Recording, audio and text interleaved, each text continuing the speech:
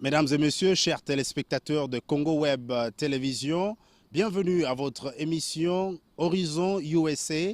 Mon nom c'est Franklin Katunda. Nous allons ce soir vous parler d'un certain nombre de choses qui se passent dans cette ville. En fait, nous sommes dans la ville de Irving, ici dans l'État du Texas, aux États-Unis.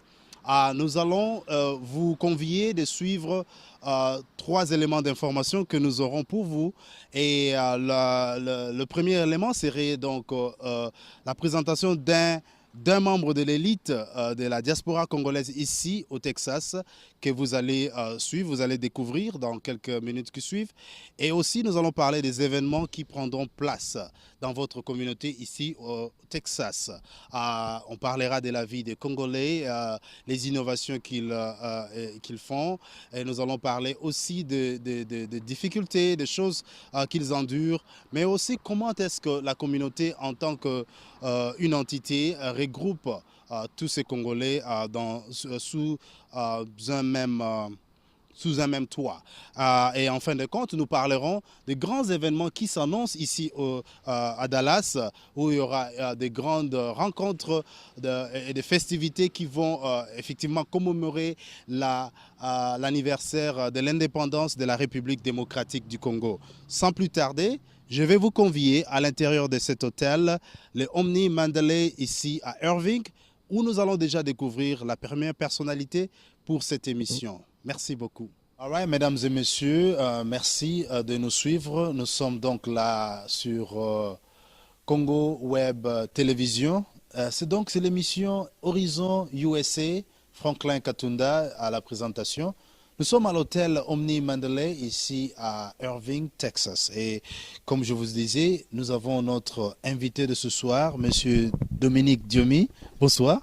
Bonsoir, Monsieur Franklin Katunda. Merci beaucoup de nous rencontrer ce soir ici dans ce cadre fantastique. Nous avons beaucoup aimé. Sans plus tarder, la première question, vous voulez juste savoir qui vous êtes. Est-ce que vous pouvez vous présenter à notre public, les téléspectateurs qui vous suivent? Bien sûr, je réponds au nom de Dominique Diomi. Je suis congolais habitant Dallas-Fort Worth. Ça fait un peu plus de 11 ans que je vis dans la diaspora. J'ai évolué ici à Dallas, travaillé pour la plupart du temps en logistique. Et j'ai fait mes études de sciences politiques et administratives à l'université de UNT, University of North Texas. J'ai fait mes études humanitaires au Congo, chez les frères Joséphites de Kinzambi, à Saint-Théophile, au collège Saint-Théophile de Lemba. Voilà. J'ai étudié au Gazelle Mboloko de Yolo.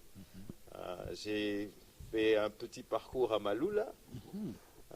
J'ai fait l'école maternelle à Notre-Dame de Fatima. J'ai vécu un peu partout dans Kinshasa. Donc une bonne éducation dans les écoles conventionnelles catholiques.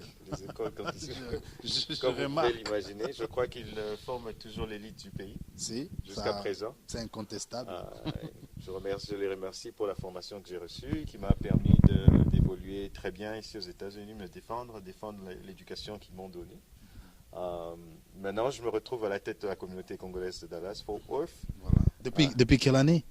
Bon, j'ai été impliqué dans les affaires de la communauté depuis 2007.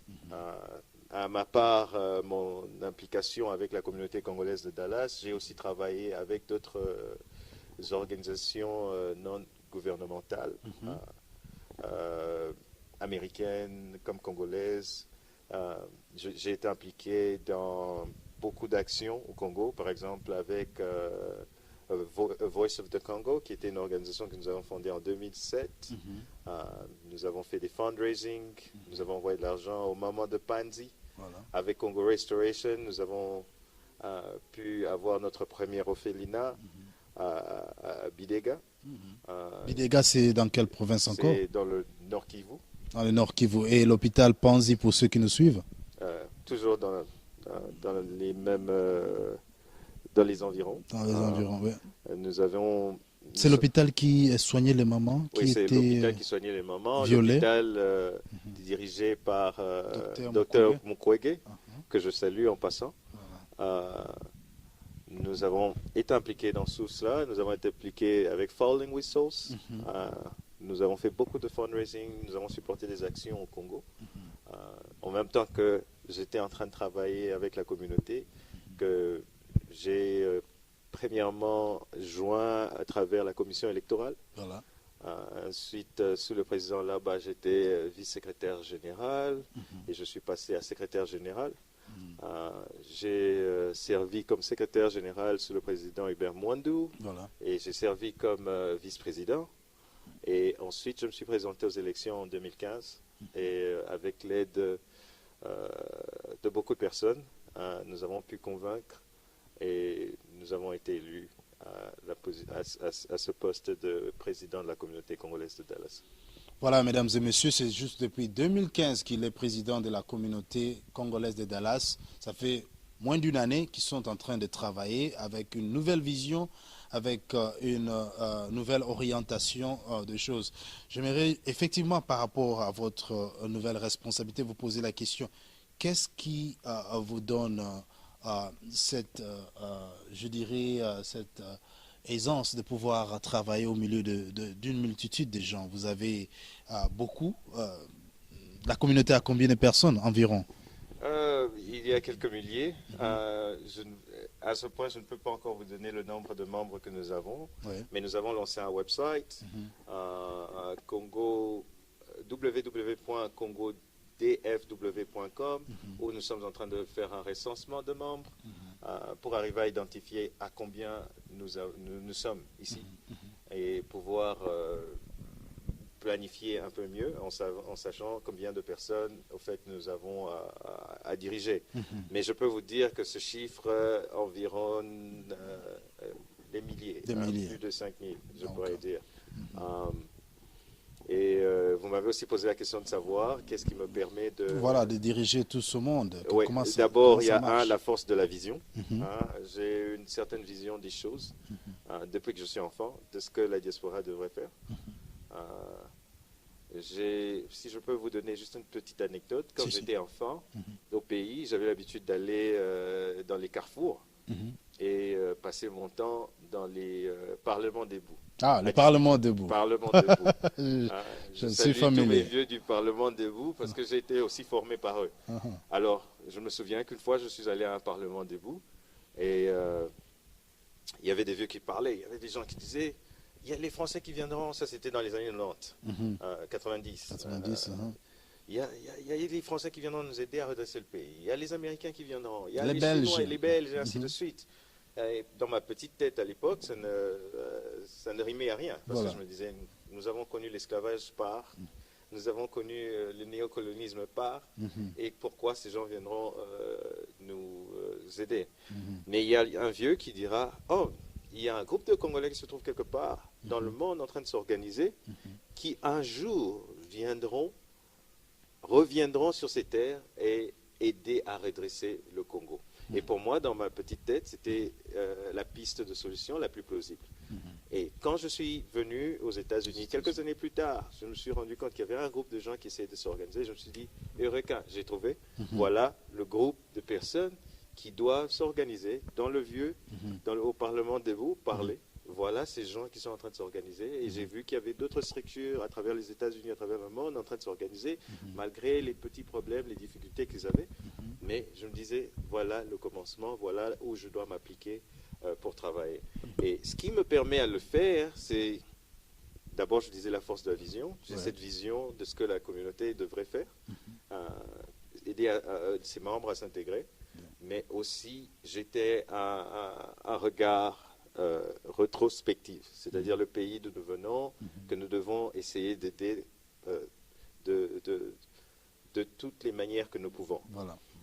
Et il y a aussi la formation que j'ai reçue, comme je disais, chez les catholiques, mais aussi aux États-Unis. Et cette passion qui me conduit à faire. L'expérience professionnelle, comme je disais, j'ai occupé certaines positions de leadership. Le leadership déjà dans le domaine au sein privé.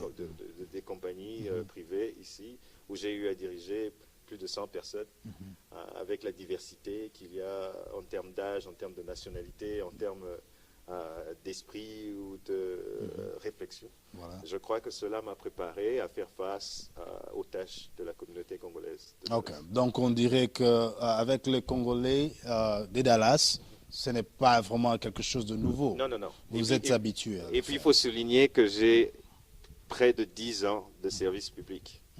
10 ans dans différentes organisations, 10 ans au service de la communauté. Ah ouais, donc ça c'est une bonne chose. Mesdames et messieurs, nous allons continuer cette émission et donner beaucoup plus accès à ce que la communauté est en train de faire. Nous avons entendu parler des business qui sont en train de commencer des initiatives par-ci par-là. J'aimerais que le président de la communauté des Congolais de Dallas puisse nous en parler.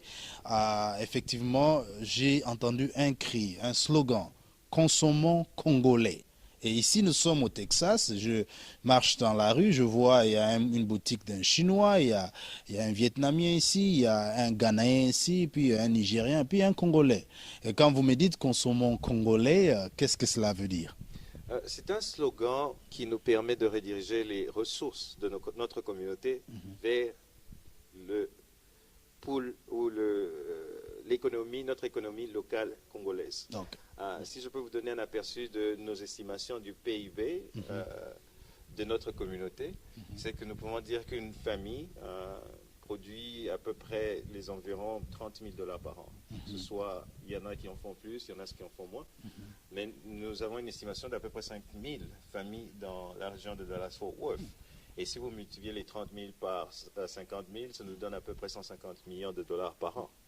Et nous savons que si nous arrivons à rediriger une fraction de cela vers les business congolais, nous pouvons créer des millionnaires qui, à leur tour, pourraient employer des Congolais, qui pourraient envoyer plus de ressources au Congo, et tout le monde pourrait se retrouver. Alors, c'est pour ça que nous avons lancé ce slogan de « Consommons congolais ». Allons d'abord trouver chez le Congolais. Si cela ne se trouve pas, c'est seulement quand nous devrons aller voir ailleurs. C'est un peu en copiant ce que nos amis les Juifs font. Il est dit que le dollar juif circule 17 fois dans la communauté juive avant de partir ailleurs. Et si nous pouvons émuler ce concept, je crois que nous ne sommes pas loin de nous retrouver un peu plus meilleurs. mesdames et messieurs, vous avez donc suivi là. C'est dans le cadre de business. Effectivement, je vais lui donner l'occasion de nous donner un aperçu sur combien de business nous avons déjà et qui sont-elles et qu'est-ce qu'ils font, donc ces compagnies privées. Avant qu'on y arrive, j'ai dû entendre parler de volontariat. Vous enregistrez les gens pour être membres et puis le volontariat, il a accès à quoi, effectivement, au niveau de votre association? Bon, déjà que nous sommes une organisation sans but lucratif, avec tous les besoins que nous avons au sein de notre communauté, nous avons aussi besoin d'une main-d'œuvre. Voilà. Nous avons besoin de beaucoup d'aide. À ceux qui nous suivent de Dallas, Tozana Posa Nabino, Tozana Posa Bosungi, Tozana Bosungi, Posa Lisungi Nabino, Pona Maramunion Sotening Tosala. Nous avons des événements que nous organisons. Nous avons des frères qui viennent, que nous avons besoin d'aider. Comme le président ou le comité directeur ne peuvent pas tout faire seuls. C'est pour ça que nous avons besoin d'aide. De nos frères qui ont une expertise dans un certain domaine pour essayer d'encadrer les jeunes qui viennent après nous.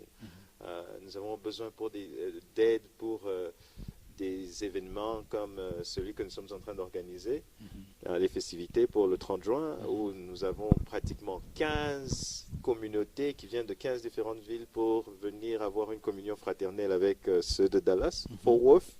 Nous avons besoin d'aide, de volontaires dans tous ces aspects. Comme on dit en lingala, Musapimoko Sokolare Lambate. Et Sokolare Longité. Alors nous avons besoin de tous les Misapi, c'est-à-dire tout le monde dans la communauté de venir s'impliquer avec nous d'une manière ou d'une autre pour essayer d'accomplir toutes les tâches que nous avons, qui sont assez lourdes par rapport à la vision que nous avons, de faire de Dallas la meilleure communauté congolaise dans le monde. Et ce, nous pouvons que l'accomplir avec l'aide de chacun d'entre nous. c'est-à-dire les finances, le temps, l'énergie. C'est d'ailleurs dans ce cadre-là que nous avons lancé le slogan de Tombola Bendele. Voilà, C'est-à-dire Tombola Bendele. représenter toujours Dallas, représenter toujours le Congo partout où nous allons, essayer d'amener ce modèle d'excellence pour redresser un peu cette communauté, bâtir, amener notre pierre à l'édifice, à cet édifice qui a commencé à être construit par nos aînés. Et puis pourquoi pas repliquer ce modèle de communauté qui marche dans la diaspora un peu partout ailleurs. C'est d'ailleurs dans ce cadre-là que nous nous sommes battus pour avoir le tournoi de l'indépendance ici, où nous allons recevoir 15 autres communautés, c'est-à-dire à partir du nord Dallas, du nord des États-Unis. Nous avons Washington DC, nous avons Raleigh, nous avons Atlanta, nous avons Chicago, nous avons Tennessee, nous avons Austin, nous avons 15 communautés qui nous retrouvent ici avec toutes leurs délégations. C'est toujours dans le souci de resserrer ces liens fraternels et de voir comment nous pouvons toujours nous entraider et changer les idées et voir comment nous pouvons devenir meilleurs. Parlant de cela, mesdames et messieurs, nous allons toucher cela comme dernier point de notre émission. Mais avant qu'on y arrive, pour parler des festivités de l'indépendance de la République démocratique du Congo, il y aura une grande célébration ici dans la région du Texas où les Congolais viendront de tout le coin des États-Unis pour participer à cette célébration. Il y aura du tournoi et toutes sortes de choses qui vont se passer. Mais avant qu'on y arrive, je voulais juste poser la question à Dominique Diomi, le président de la communauté congolaise de Dallas. Donc, on parle ici des 15 équipes qui vont se retrouver ici à Dallas, Texas.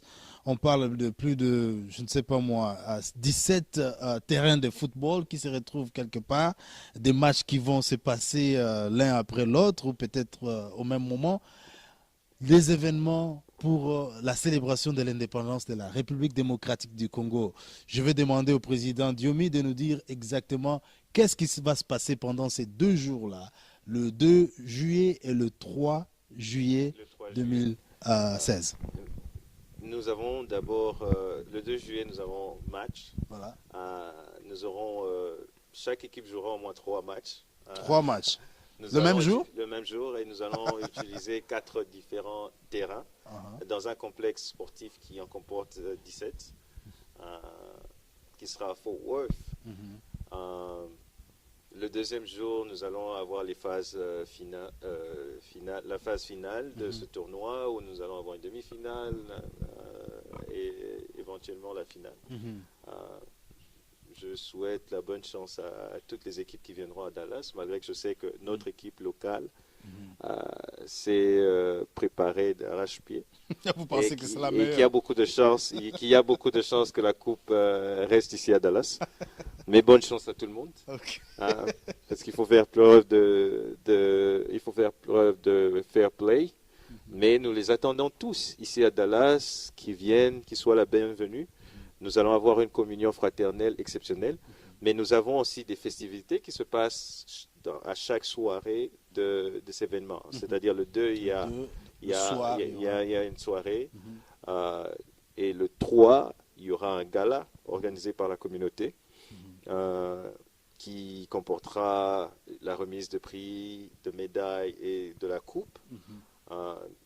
Je profite de l'occasion pour remercier tous les sponsors qui ont permis que ces événements soient, que ce soit les événements du 2, le terrain, que ce soit le gala, et même la fête privée qui nous permet de... Il y a une fête privée qui va se passer le 2 dans la soirée, qui nous permet, nous, la communauté, d'avoir les mains libres, de nous occuper un peu d'autres histoires. Alors, Monsieur Dominique Diomi, le mot de la fin. Le mot de la fin, c'est toujours un mot de gratitude.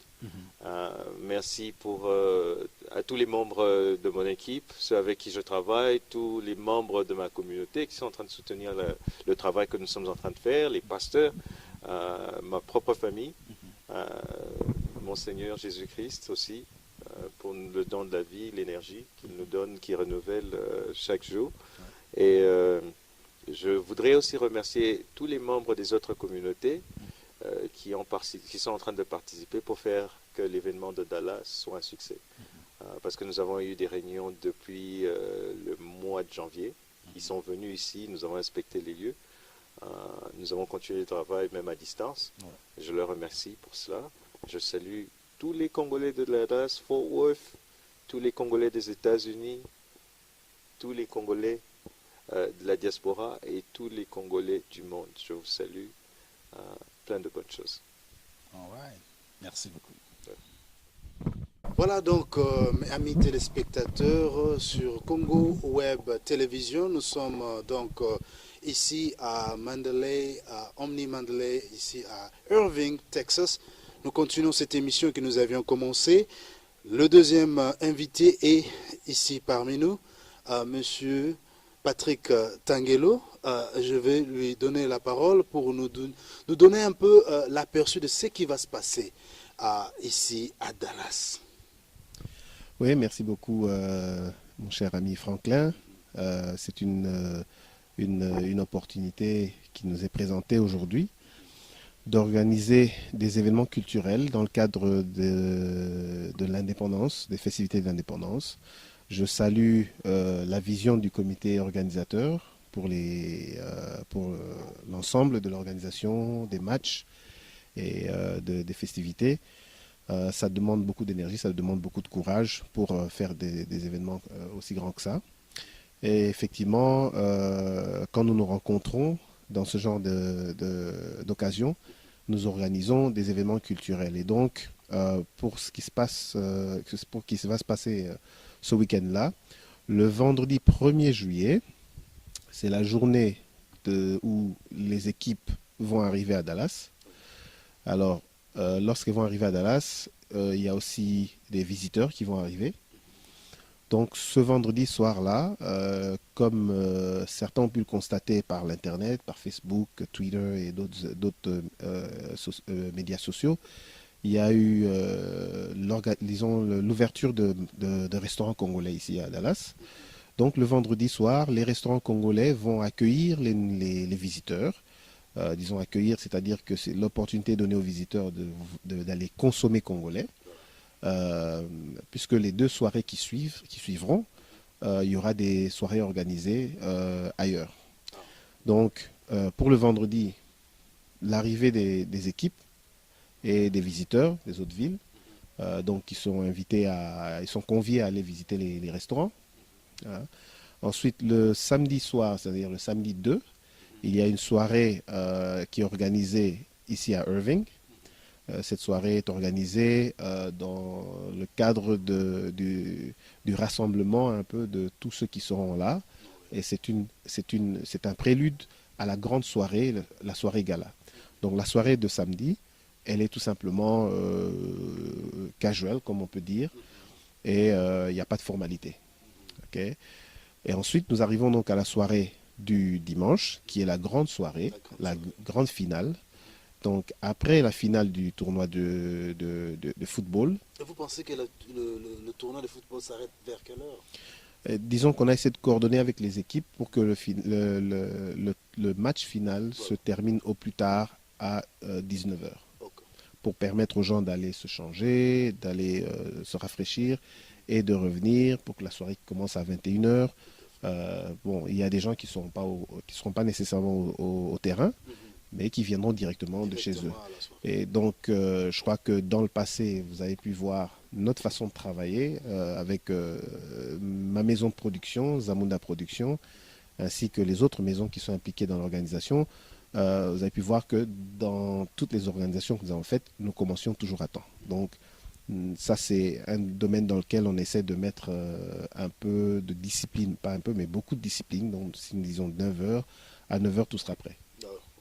Et donc ça, c'est la soirée, la grande soirée finale, où il y aura la remise de la coupe, il y aura la remise des médailles, et nous allons aussi avoir un orchestre congolais qui va agrémenter la soirée. Il y aura aussi le DJ, évidemment, mais l'orchestre congolais va agrémenter la soirée. Donc ce sera un événement haut en couleur. Et les billets d'entrée, c'est à combien?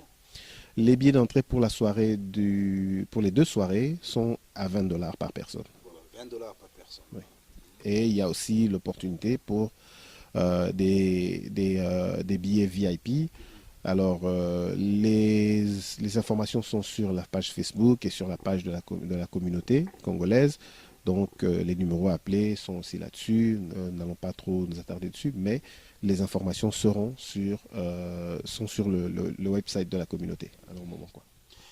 Mesdames et messieurs, amis téléspectateurs, 15 équipes vont se retrouver ici à Dallas-Fort Worth. Ça sera vraiment du boucan. On aura vraiment une grande fête de la célébration de l'indépendance de la République démocratique du Congo. Nous savons que nous sommes un pays uni, un pays indivisible, de l'Est, de l'Ouest à l'Est, du Nord au Sud. Nous sommes unis et c'est ça l'esprit que les Congolais ont ici dans la diaspora. Ils ont toujours été optimistes que ce pays-là restera uni. Donc cette célébration de l'indépendance à Dallas est très spéciale, vu les défis que nous avons aussi au pays au moment où je parle. Les gens sont vraiment confidents qu'en mettant les gens ensemble, en mettant 15 délégations de plusieurs villes ensemble dans une même ville, il y aura de grandes choses qui vont se passer. Alors, Monsieur Patrick Tangelo, quel est le mot de la fin que vous allez donner à tous ces Congolais de Dallas, même ceux-là qui ne viennent pas souvent aux manifestations? Qu'est-ce que vous pouvez leur dire ce soir en conclusion? Eh bien, en conclusion, tout ce que je peux dire, c'est que les festivités d'indépendance sont des festivités ouvertes à tout le monde. L'indépendance appartient à tous, n'appartient pas qu'à certains. Et c'est une occasion, encore une fois, de se retrouver ensemble, de revoir des gens qu'on n'a pas vus depuis très longtemps. Et il y en a qui seront surpris de voir peut-être des amis d'enfance dont ils n'avaient plus de nouvelles depuis longtemps. Et ça va permettre à surtout le fait que nous travaillons dur ici aux États-Unis, beaucoup de gens travaillent plusieurs boulots, beaucoup d'heures. Ça va permettre de se détendre, de se rafraîchir et de reconnecter avec ses sources, surtout les sources congolaises. Et je crois que ça permet aussi de se rafraîchir de l'importance ou de la signification de l'indépendance que nous avons reçue, disons, du colon. Quelles que soient les situations que l'on traverse, je pense que même dans les situations difficiles, nous fêtons toujours les anniversaires de nos enfants, donc, ou les anniversaires de nos parents, ou les anniversaires personnels. Donc, je pense que c'est dans ce cadre-là que nous nous retrouvons, dans le cadre d'un anniversaire. Et quelles que soient les circonstances, on sait au moins prendre le temps de respirer, prendre une pause de tout ce qui se passe, nos occupations personnelles, nos préoccupations des familles au pays, toutes nos préoccupations, et de fêter cet événement autant couleur. Mesdames et messieurs, vous avez donc entendu ce qu'il vient de dire. Donc, un événement haut en couleur, ça va se passer ici à Dallas, Texas. Pour ce qui me concerne, je vous remercie, vous tous les téléspectateurs qui nous avez suivis depuis chez vous, dans vos maisons. Donc, restez branchés sur Congo Web Télévision, et donc avec aussi cette émission qui se passe en direct des États-Unis, ici au Texas, plus précisément dans la ville de Irving. Nous sommes donc ici à l'hôtel Omni Mandalay et nous vous remercions de nous avoir suivis. Mon nom c'est Franklin Katunda. On va se revoir dans les jours à venir. Merci.